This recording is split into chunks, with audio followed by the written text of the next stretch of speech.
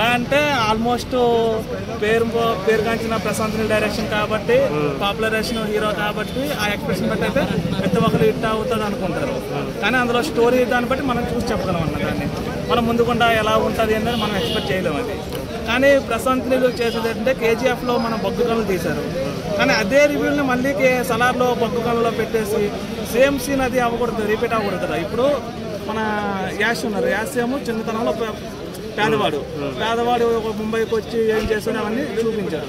దానికి సీక్వెలే కదా సలార్ ఇప్పుడు చూస్తుంది. అలాంటప్పుడు కొన్ని ప్లేసెస్ కొంచెం మనోడు మార్చేసుకోవాలి. అదే ప్రశాంత్ మార్చేసుకోవాలి ప్లేసెస్. అదే బొగ్గు గన్లు, అదే అల్యూమినియం ఫ్యాక్టరీ, సేమ్ సెట్లు అవన్నీ కాదు, కొన్ని డిఫరెంట్ యాంగిల్ క్రియేట్ చేయాలి.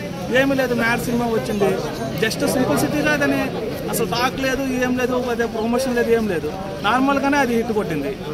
చిన్న చిన్న కాన్సెప్ట్తో సినిమాలు అనేవి హిట్ అవుతున్నప్పుడు పెద్ద పెద్ద బడ్జెట్లో చేసే సినిమాలు కొన్ని థింగ్స్ అని వేరే ఏమైనా సరే కొంచెం చూపించాలన్న.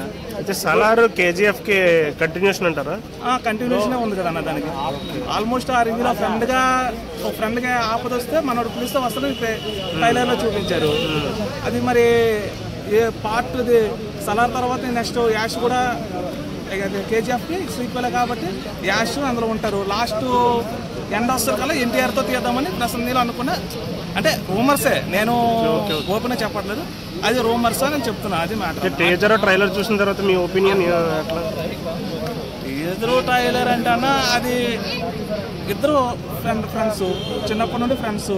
ఆయనకి ఏదో కష్టం వద్ద అంటే ఇప్పుడు ఎట్లా చెప్పాలంటే ఒక చిన్న ఊరు ఉందన్న, ఒక ఊర్లో చాలామంది ఉంటారు, అందులో ఒక ఇద్దరు ఫ్రెండ్స్ ఉంటారు. ఆ ఫ్రెండ్స్ ఇది అయిన తర్వాత ఒక ఫ్రెండ్ ఏమో డబ్బుల మీద ఆశ ఉండొచ్చు, లేకపోతే రాజ్యాల మీద ఆశ ఉంటే పెద్దగా ఇది అవుతూ ఉంటాడు. మనోడేటి నీకు ఎప్పుడే కష్టం వస్తే సరే నేను నా పేరు పిలిస్తే మీ పేరు పిలిచిన సరే నేను వస్తాను అనే విధంగా మనోడు చెప్తాడు కదా. అలా చెప్తే ఆ క్లైమాక్స్ చూపించేశారు కదా మనకి. ఆల్మోస్ట్ సగం స్టోరీ మనకు అర్థమైపోతుంది కదా. ఇంకేంటంటే మన ప్రశాంత్ నీల్ చేస్తుందంటే ఆ బొగ్గు గోళ్ళు అవి కొంచెం కాన్సెప్ట్ మార్చి కొన్ని ఆ థీమ్ వాడకుండా వేరే థీమ్ వాడుంటే బాగుండేది. వేరేగా మంచి లొకేషన్ ఉన్నాయి కదన్న. ఒక పల్లెటూరులో తీసిన సరే మంచిగా వస్తుంది షార్ట్ అనేది. మనం సెట్లు వేసుకొని అంత ఇది అవ్వకూడదు, ఎందుకంటే పెద్ద బిగ్ డైరెక్టర్లు కదా వాళ్ళ చేతిలో ప్రొడ్యూసర్లు ఉంటారు, చాలా మంది అందరూ ఉంటారు కాబట్టి కొంచెం కొత్తగా థింక్ చేయాలి.